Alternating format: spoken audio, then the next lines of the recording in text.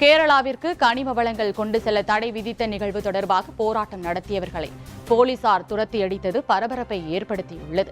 கேரளாவிற்கு கனிமங்கள் கொண்டு செல்ல கடந்த 4 மாதங்களுக்கு மேலாக தடை விதிக்கப்பட்டுள்ளது.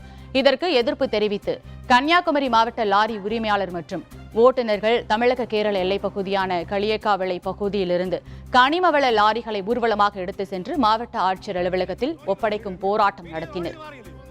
இதனை தமிழ்நாடு மற்றும் கேரள போலீசார் தடுத்த நிலையில் போராட்டக்காரர்கள் வாக்குவாதத்தில் ஈடுபட்டனர். அப்போது செய்தி சேகரிக்க சென்ற செய்தியாளர்களை செய்தி சேகரிக்க விடாமல் தடுத்து போலீசார் ஒருமையில் திட்டியதால் பரபரப்பு ஏற்பட்டது.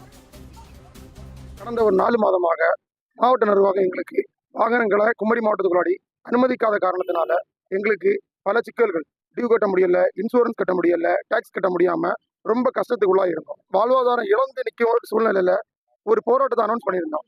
இன்றைய தினம் போராட்டத்தை நம்ம கேரளா போலீஸ் எங்களை அப்புறப்படுத்தி தமிழக எல்கைக்குள்ள ஆக்கும்போது அந்த நேரத்தில் தமிழ்நாட்டிலேருந்து மார்த்தாண்டம் டிஎஸ்பி எங்களை கூப்பிட்டு நாளைய தினம் மதியானம் 1:30 மணிக்கு எஸ்பி ஆஃபீஸில் வச்சு கண்டிப்பாக இது ஒரு பேச்சுவார்த்தை நடத்தி கண்டிப்பாக உங்களுக்கு இந்த வாகனம் ஓடுவதற்கு என்ன முறையோ அதை நாங்கள் கிளியராக முறையாக அனுமதி தருவோம் அப்படின்னு சொன்ன காரணத்தினால தற்போதைக்கு தற்காலிகமாக இந்த போராட்டத்தை நாங்கள் இது பண்ணியோம். இனி மேற்கொண்டு எங்களை அனுமதிக்காத சூழ்நிலையில் இந்த போராட்டம் இன்னும் தொடரும்.